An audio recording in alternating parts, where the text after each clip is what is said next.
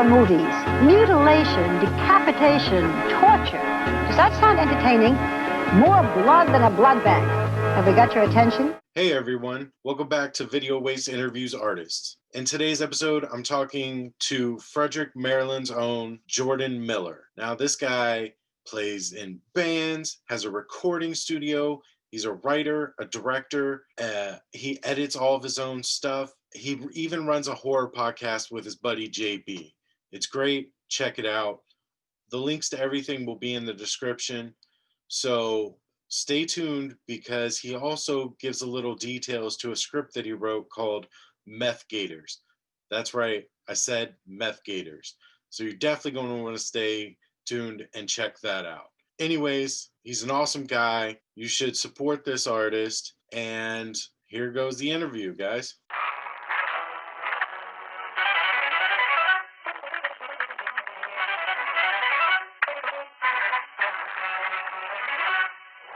I wanted to talk to you about Jericho Bridge. Yeah. But nobody can see it. I sent you the password. Right. But like people who watch this can't. Oh see yeah. it. No, because I can tell you when it will come out or like how it will come out. Yeah. That's cool. So yeah, you're right. Nobody can see Jericho Bridge right now because it's set to like a private link. But it's going to be part of a feature-length anthology film. Okay. And the whole film is about every segment is about different myths and legends of Maryland specifically. Okay. So I've done 2 segments for that movie, Jericho Bridge, which centralizes around obviously Jericho Bridge and like the hauntings that are supposedly to happen there. And I sort of rolled a few different Maryland folklore and myths into my story for Jericho Bridge. And then I did a second segment called Chessie, which is sort of like the Chesapeake Bay, Loch Ness Monster type myth. Oh, okay. So and then know about a couple other filmmakers did their own segments. And then we're supposed to be out shooting the Top Layer narrative that glues all these stories together back in May, but obviously that didn't happen with COVID. Right. But we did just get out for 2 weekends and we shot all that Top Layer stuff back in October. Okay. So now we might shoot one more short segment on the Snallygaster possibly in the winter, but otherwise, hopefully, by early next year, we have a feature-length film called The Black Hills Night Hike, where you can see Jericho Bridge and Chessie and all the other short stories. I like that name. Yeah. So that's what the overarching narrative is. It's a sort of a night hike through these cursed hills of Maryland while we tell these different stories and then eventually sort of intertwine some characters and their backstories. That's awesome. Yeah, that'll be awesome. Yeah, we started doing this where we just interview artists and talk to them about whatever they do, and like you came right to mind because cool. I had talked to you before and you'd sent me that link and I'd watched it, and I know you wrote it, directed it, edited it, you did everything for it, but you have such a way with words, like even. Like I want to get into your podcast if you don't mind later. Sure. Yeah. But even with those, like your short stories on your podcast, like the way you articulate things, the way you speak, like the opening of that short Jericho Bridge, it's catchy and it ends on the same thing and it's just great. Like I love it. Thank you. And, Thank you. I showed it to the co-host because I thought he was going to be doing this. And he was like, man, that's awesome, dude. He was like, I don't think I'm going to be able to talk to him, though. I was like, all right, man, well, whatever. I'll talk to him. I'll do the interview. But he was like, man, that's really cool. And I was like, yeah. And it proves that, like, you can take the idea and, within 15 minutes, just be like, here's the idea, like clever writing, here's everything you need to know, here's the climax, and here's the finish. And, right. It doesn't, it's just so, it's simple, but yet perfect. Like you couldn't ask for more out of that, well, the way thank you up and everything. So that, I mean, writing shorts to me is like, I think Stephen King said it in maybe On Writing, his book, where he said like short stories are like magic tricks, where you only have so much time to like do your trick for the audience, right? To like to show what you got. And I think with Jericho Bridge, I was really trying to to do that because Jericho Bridge kind of has like 3 stories in one. My trick was to try to make you forget about that story. Mm-hmm. So like I tell you the first story and then I present something that like takes the forefront and the importance of that story and makes you forget everything that you were set up with. And then by the time that thing comes back, less than 15 minutes later, hopefully the magic trick has done its thing and you've sort of been on a ride of twists and turns. And that's sort of what I was trying to do with that story. Yeah, I mean, it's like I watched it again a couple times today. I watched it on the drive to work and back. Wait, hold on, pause here. You were watching my movie on the drive to work. Yeah. God help the people around you. Yeah. Well, luckily it's all country roads and nobody's around. So he's like, wow, I'm really sucked into this movie right now. Yeah, exactly. What stoplight? I didn't see that guy. Came out of that brick wall came out of nowhere. Yeah, exactly. But like when it opens and I had forgotten like when it opens, you're like, okay, we're telling a ghost story. Mm-hmm. And then he starts mentioning witches and it's like, okay, this is where we're going with that. And then you see like, I almost hesitate to say it, but it seems racism, like just yes. But at the same time, it's like it could have been anybody. It didn't have to be the African American girl, but right. But he picked her there, right? But she also kind of picks herself by opening her mouth, really, and being more vocal than anyone else in her group. But she still is picked by him, right? And whether or not that factors into what he does to her, I absolutely racism is a part of the story, and the story centralizes around the ghosts of murdered slaves coming back. And if you notice in the film, what really starts to bring back what I call revenants, not really ghosts because they can enact physically on their environment. So I think they're revenants that are brought back by rage, hate, things that, and they're brought back in that short when the man takes off his belt and starts whipping, which is a very obviously reminiscent of slave times, and that sort of brings back the rage of these revenants who come and take revenge on what I'm calling sort of the modern day slave masters, which are people who just oppress, modern day oppressors, people who, whether or not they actually own slaves, they see themselves as better than others or like treat others' lives as they don't mean anything. So like those things are like, hotbeds of boiling hate that sort of bring back these revenants, and it can only happen in certain places where that stuff is potent, and Jericho Bridge is like one of those places that's like soaked with so much blood and so much story. Yeah. Where like that perfect mix of what they're doing and what happened in the past is like coming together to bring back these revenants to get revenge.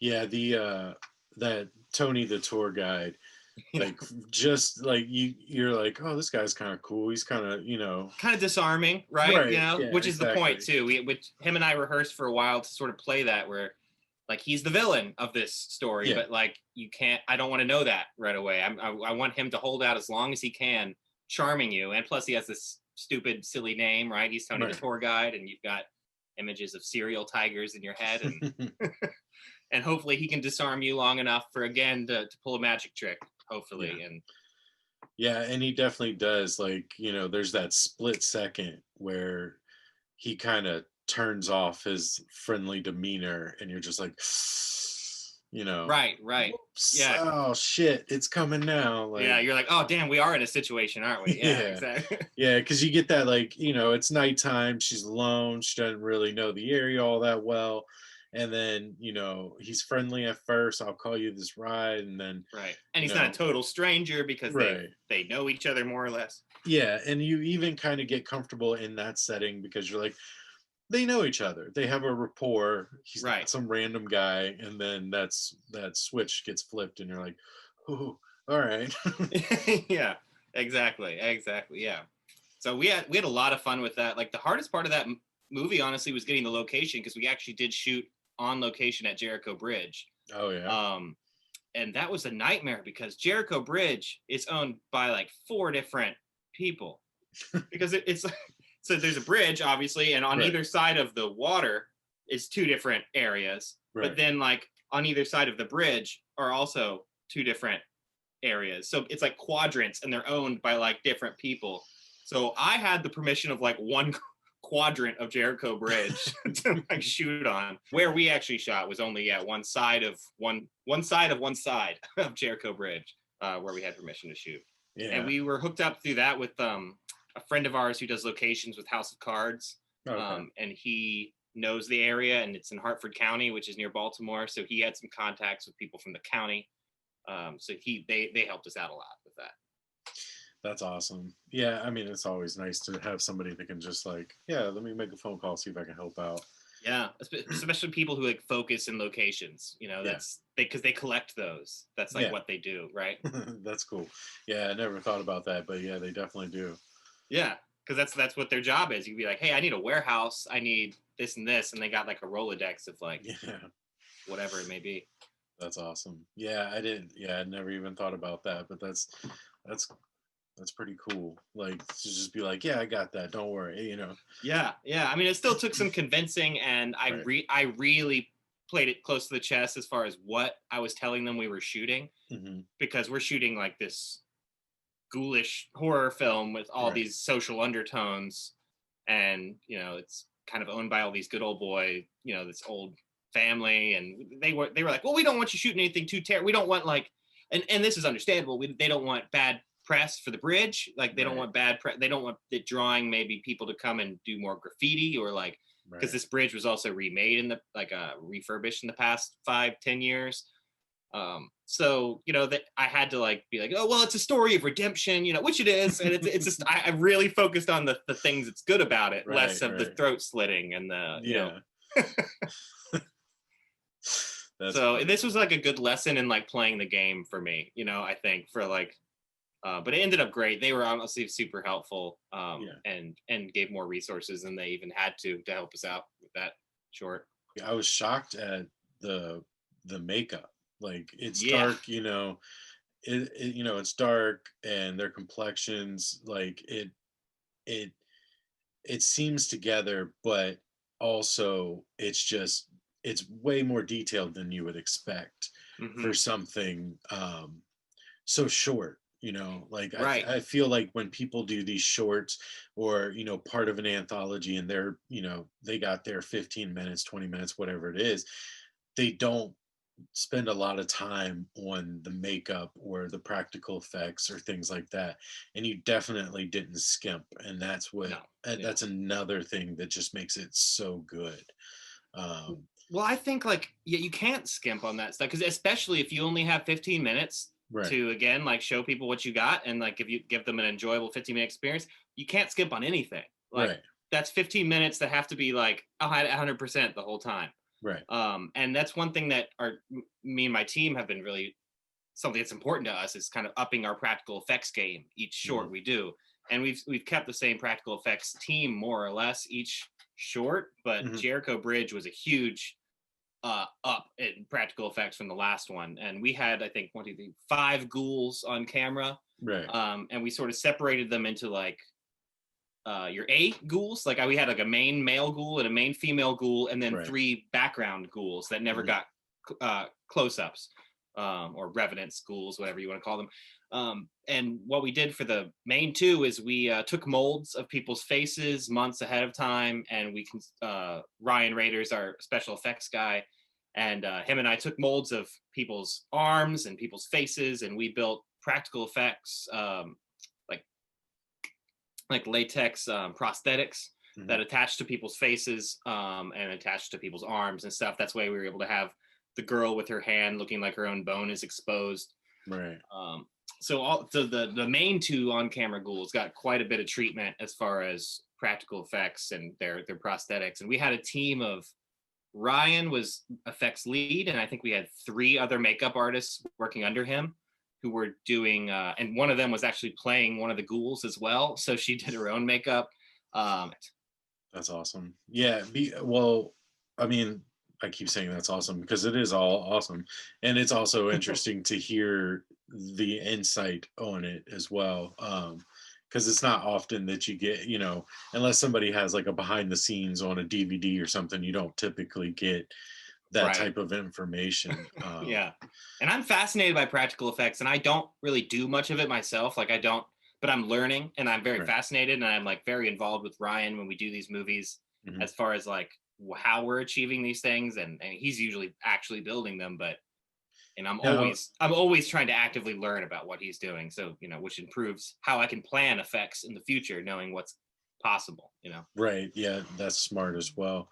Is he is he does he work for an effects company, or is he just somebody that does it on the for fun, like on the He's a side? tattoo artist. Oh, okay. So he's a full-time tattoo artist. He owns his own studio called Sacred Keystone in Okay. Altoona, PA. But he's sort of a jack of all trades. Like he paints, he tattoos, he builds practical effects and masks and stuff in his free time. And him and I met at a mutual friend of ours died, and we in Altoona, and I went out to Altoona for a memorial service and met Ryan there. And at the time, I was planning my first short 3. Mhm.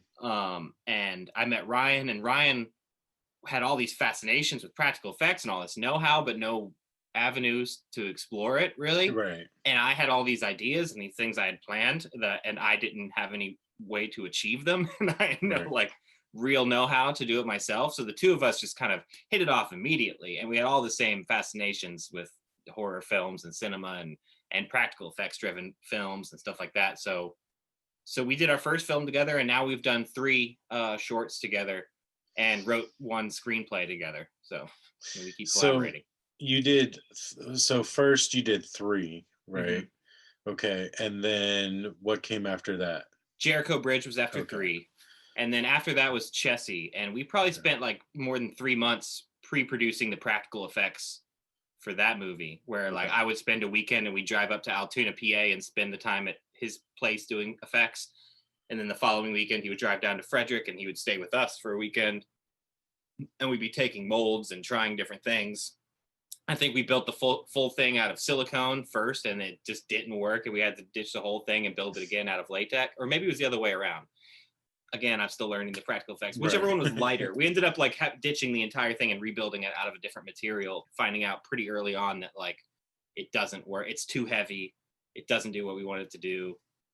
Because in that one we're building, a full over the head, basically a full entire head prosthetic that goes on a person, and we're making them into an underwater creature with gills that breathe, and like so there's balloons and air tubes underneath the mask, and like there's a whole thing.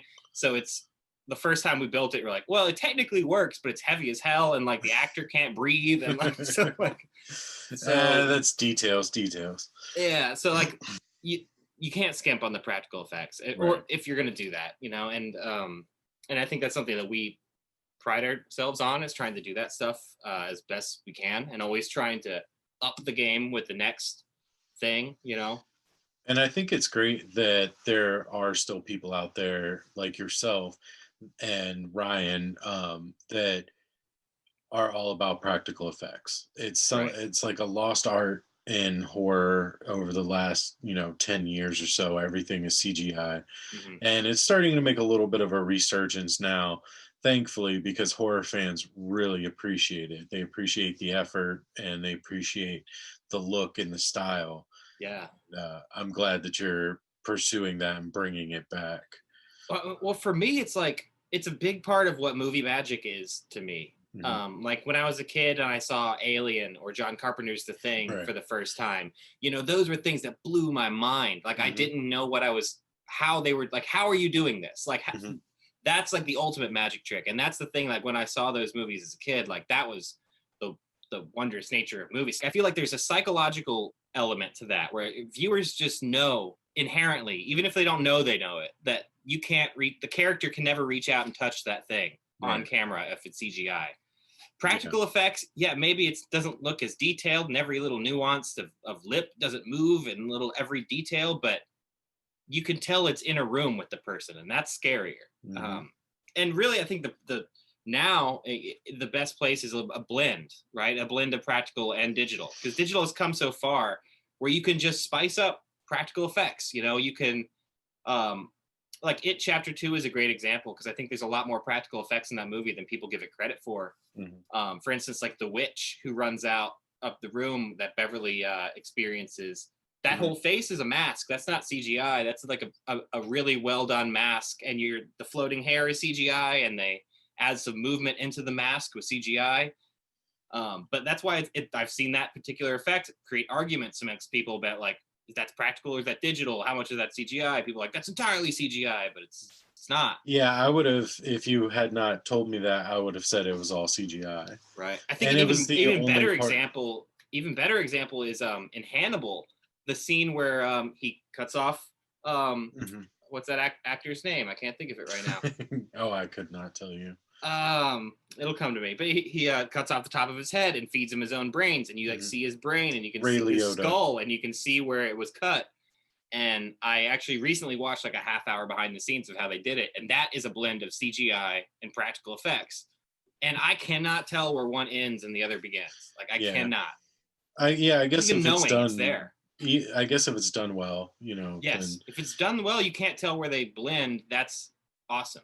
Yeah. And Jurassic Park is a great example because that movie still like kind of beats a lot of movies when it comes to effects. Yeah. And we're sitting at like a 70-30 split between practical heavy and CGI. Yeah. Yeah, I think that was the first argument that I got into with JB about was because he said Jurassic Park doesn't hold up. And I was like, I disagree, man. Yeah. I think it holds up like better than it should. Oh yeah, definitely. I mean, as a kid when I saw it, I was like, those are real dinosaurs. They found real dinosaurs, and then you grow up and you're like, well, that might not even be what dinosaurs look like. But if they do, those are perfect. Like, Right. But at the same time, it's like built into the plot that it's okay because they're not dinosaurs out of a time machine, right? They're rebuilt in a lab. So if they're wrong, blame the humans who made them, right? Right, exactly. Like it. All right, so since people can't see Jericho Bridge yet until your full-length anthology comes out, we'll move to a different topic. As far as when you're writing, because again, you are a jack of all trades as far as an artist goes. When you do your writing, how do you come up with ideas? Or is it just like, come in a dream, just saw something that inspired you? Or is there a story that you felt that needed to be told, or combination of things? It's always kind of random. I feel like with the podcast, I've been writing a lot and I've just been having to come up with a lot of ideas. And I always feel like I'm always trying to file away ideas as I come up with them, even though if they're not like full ideas. And it's when like two of those things like come together and you're like, oh, that's a story. And I can tell that. And about half the time I know exactly where it's going to go, and I'll sit down and I'll plow it out. So like, for instance, this past weekend, I was down in your neck of the woods in Virginia shooting commercial video for a college. So they put me up in a hotel for like 3 days out there. And I'm like, okay, this is like a writer's retreat. Yeah. Because it's a really relaxed shooting schedule. So I knew I had the whole thing plotted out in my head. I've been thinking about it for like a week and a half, and I knew where it was going to go. And I banged out like a 15-page short story in 2 days. Nice. Where sometimes like the last story I did was like 25 pages, and that took me like a month because I came up with a scenario I liked. I found that second element that like gave me a story, and I put my protagonist in a predicament that I didn't know how to get them out of. So it took me like a lot of time to like, I'm like, wow, we're here. I have no idea how are we getting out of this? Like, how am I getting my character out of this? And then it took me another like week and a half of just thinking while I'm driving or like thinking about random things. And then it came to me how they would get it out of it. And then I finish it. So sometimes I have no idea where I'm going when I start. Right. Is that fun for you to like, it's like a puzzle, like, all right, here's, the idea. Now I got to fit these pieces to make it make sense, to make the big picture. Or does it become frustrating? I mean, sometimes it's frustrating, but a lot of times it happens very organically. Like if I set up a scenario that I'm like really into and I'm like really understanding and I'm believing, like as I'm writing it, a lot of the times I don't need to plan it because it just sort of goes. And I just sort of follow the thread that keeps like unrolling, and the longer you go, the less questions there are. Like the more more things you answer, and there's less choices to make, I guess. So I just sort of follow those threads until they come to a natural conclusion, or I find a way to like divert that natural conclusion and do something unexpected, right? If I'm following a thread and I know where it's going, I can do that too. So sometimes I like to just go. But usually with screenplays, when with a film, I don't write a screenplay until I can see the entire thing like play out in my head. Because with that, like with writing is free. Mhm. Like I can sit and write all day and it doesn't cost me a dime. So I can afford to like follow threads, and I can afford to like come up with ideas and see what happens. Right. If I'm doing a film, I'm gonna have to pay to make that movie. That's coming out of my pocket. Like that's not free. Yeah. So I don't sit. I actually, this is a lie. I do sit and write screenplays sometimes just for the fun of it. But like if I'm gonna make that screenplay, I don't write it until I like know the whole entire story in my head. And I can see it visually happen in my head, and then I usually churn out that script really fast because there's no more questions. It's like I can see it. I know the story. I think about it every time I shower. I think about it every time I drive, whatever, and then I just put it down. So screenplays and short stories are a little different, but yeah, it's however I'll take it. Like that's the ultimate creative person's question. Is like nobody knows where your stories come from. Nobody knows where your song ideas come from. Right. And you just hope that they don't stop coming one day. So I just take them however, whenever they come, however they come, I'm thankful for them, and I'll try to roll them, hopefully do something with them. And if not, file it away for maybe the future. There you go. I mean, clearly you're still young in your career of doing this, and hopefully you move, higher and further into this, and you get backing and everything to see your visions realized. But that does bring me to my next point. I heard you mention on your podcast, which we'll get to in a minute, you have a script called Meth Gators. Yeah. And that was one that just came together so fast. So a friend of mine sent me a news article that was just titled like Tennessee police officers warn citizens to not flush drugs down their toilet for fear of creating drug-fueled alligators. And of course the clickbait thing called it meth gators. Right. And so we laughed, and we like spent a little bit just like joking about what the script would be.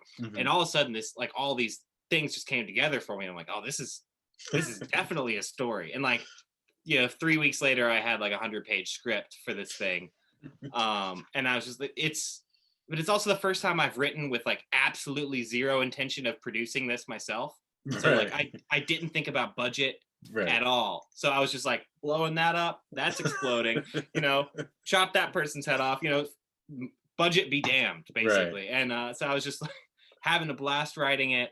But like the whole point of it was Meth Gators is such like a sci-fi channel clickbaity type title that I'm really trying to cram it full of like way more substance than you're expecting to get, or you should get from a Meth Gators movie. So like my Meth Gators story centralizes around where the Meth Gators are the villain, but not the biggest villain. The biggest villain of my Meth Gators story is actually a human villain who's the sheriff of the town, who is it's a small backwater swamp town, and this sheriff funnels drugs into his poor community so that he can keep a thumb on them and keep arresting junkies and blah blah blah and keep having a job and being the hero.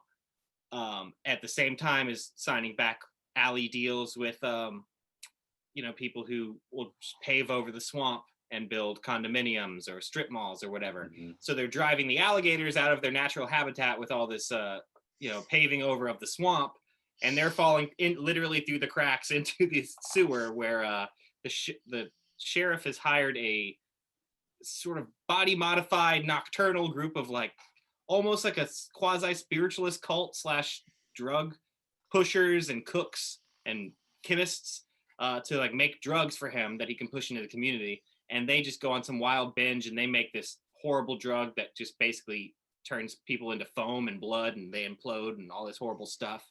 And the sheriff is like, I can't fucking sell this to people. Get the fuck rid of it. And they're like, what are we supposed to do with it? And he's like, I don't give a fuck. Throw it down the sewer for all I care.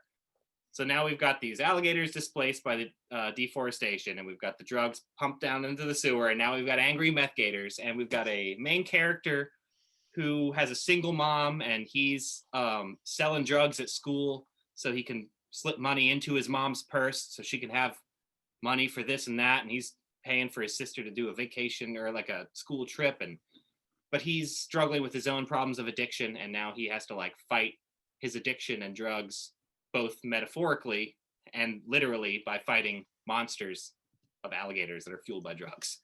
That is way more intense than, and I hear social undertones again with destroying of swamps and nature Sure. and everything else. So yeah, that is definitely more than the title would lead you to believe, because you hear it Exactly, but and you think it still delivers Sharknado. on the like the what you'd expect out of a like creature feature, you know, a Right, monster, a nature goes wild type movie, right? yeah, you think Sharknado, but then you get a heartwarming story about a kid who's fighting his demons and his addiction.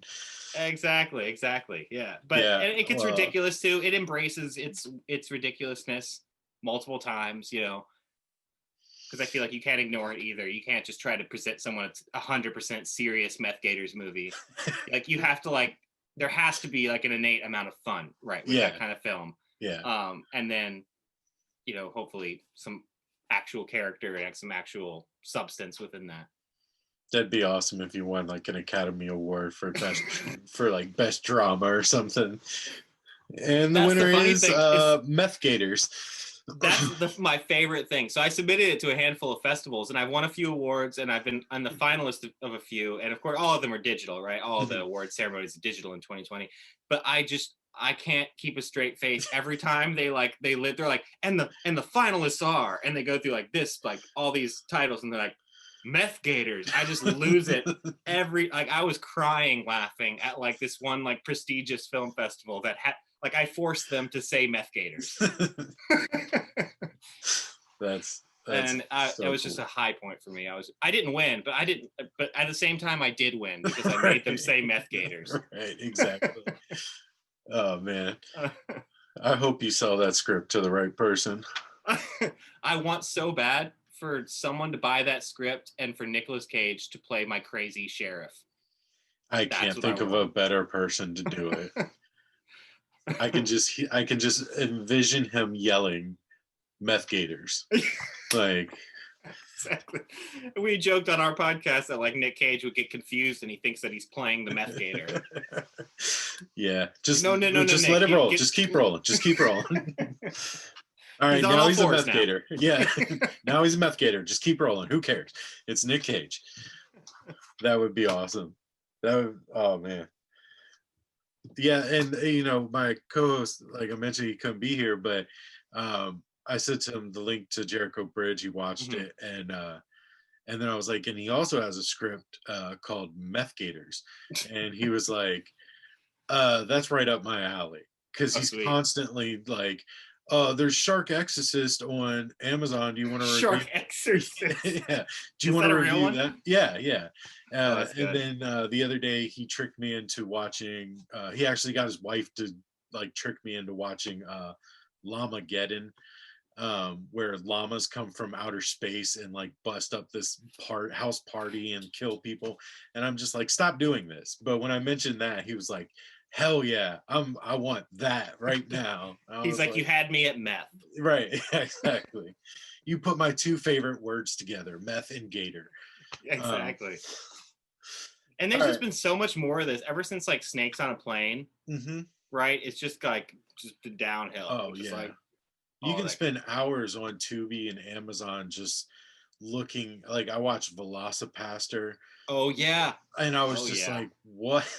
What? And then I found out they're making another one. Like, who is letting these people do this? Like, stop it.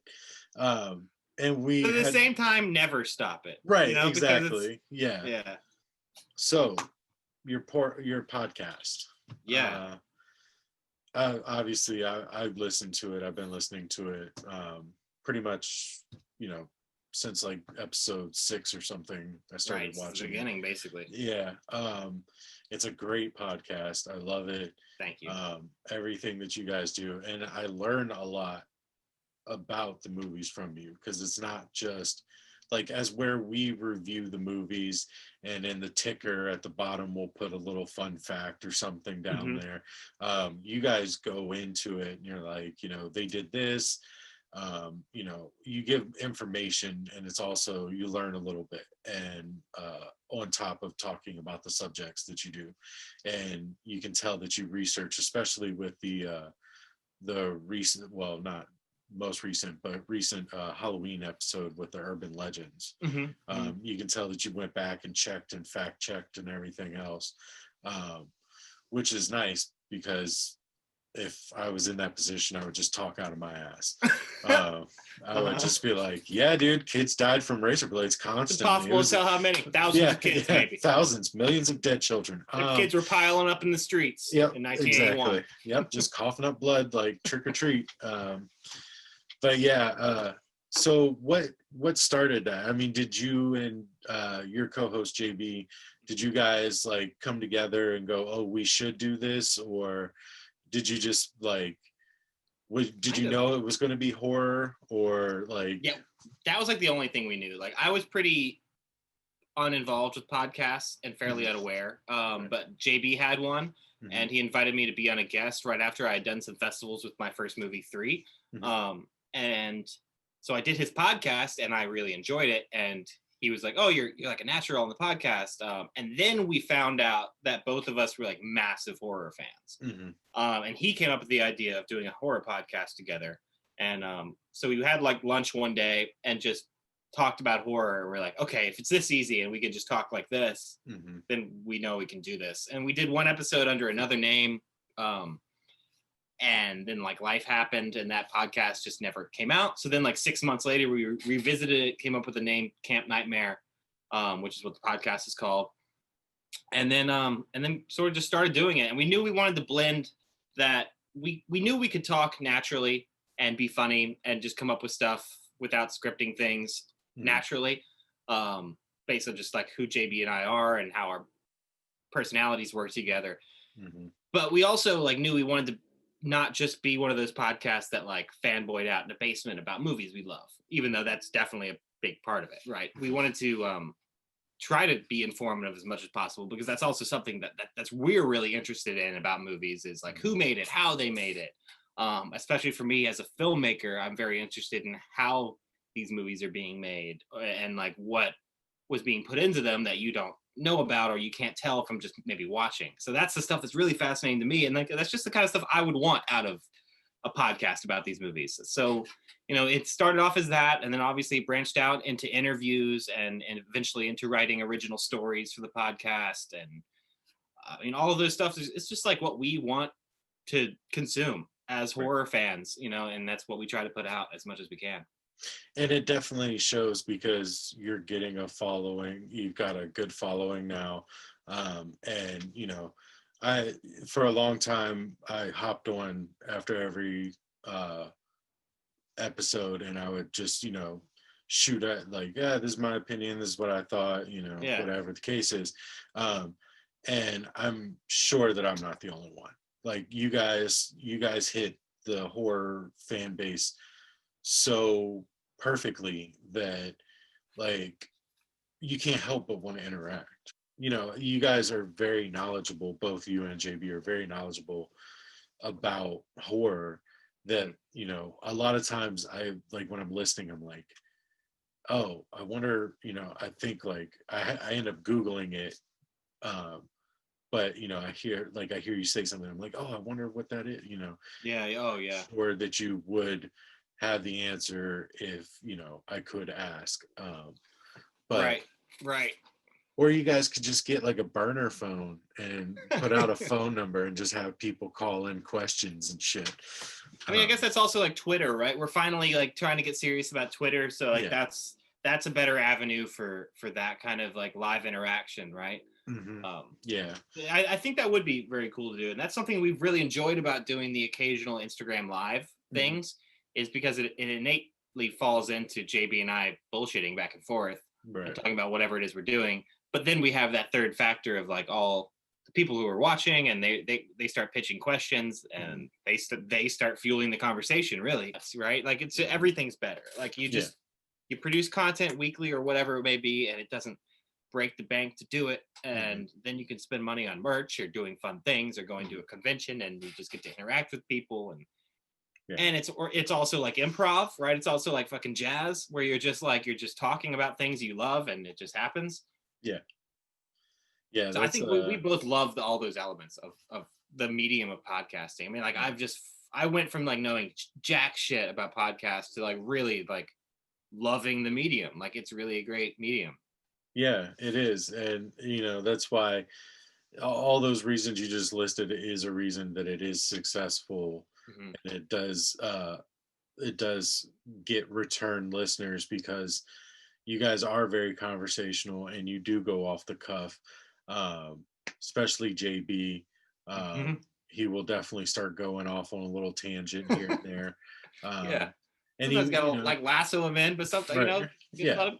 Let's go, sometimes. But he, sometimes it's important things, like with his friend that worked at the ABC store. Like he made it a point to be like, look, this, the mask thing with his friend at the ABC store. He was like, look, this is serious. Like, let's take a moment and talk about this. Oh yeah. So like, it's a good platform for all things. But I know I'm taking up a lot of your time. We've been doing this for a while now, but I just wanted to point out the story about the girl and her dad and the gambling, and the guy that gives her the box with don't open this unless yeah. There were so many questions after that. That one I really had to bite my tongue on. I was like, what? I'm too dumb. I don't know what's happening. Like, tell me, I need this wrapped up in a pretty little bow. But yeah, and that just, it's a testament, because like the writing with Jericho Bridge, and the writing on the podcast, and obviously now Meth Gators is going to be an award-winning thing. So Oscar-winning screenplay. Yeah, exactly. You'll get somebody else to do it other than Nick Cage. Right. Like, really? Will Smith wants this role? Okay.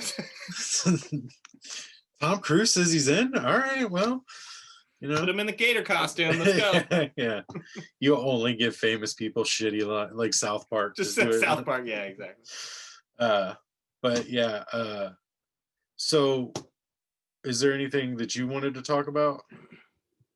That you wanted to make mention to people to know about? Well, you can go check out my first film, 3. I mentioned that a couple times. If you go on YouTube and you search Crypt TV 3, it should be the top thing to come out, because Crypt TV put that one out, and it's on their YouTube channel. So you can see that there. Like I said, all the other stuff will eventually be coming out in the film Black Hills Night Hike. Camp Nightmare, you can check us out on all the podcast apps and campnightmare.com.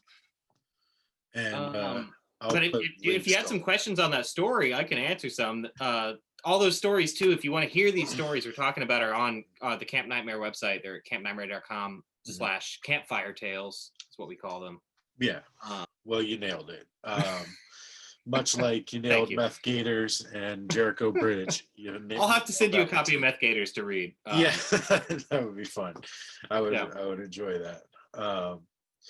Well, I think I've taken up enough of your time and asked you enough questions. All right, man. Well, I appreciate you coming on and talking with me. Yeah, dude. Thanks for having me. Yeah. I guess I'll talk to you later, and I'm looking forward to the next podcast and story. All right. Thanks, man. Yeah. All right. Later. Later.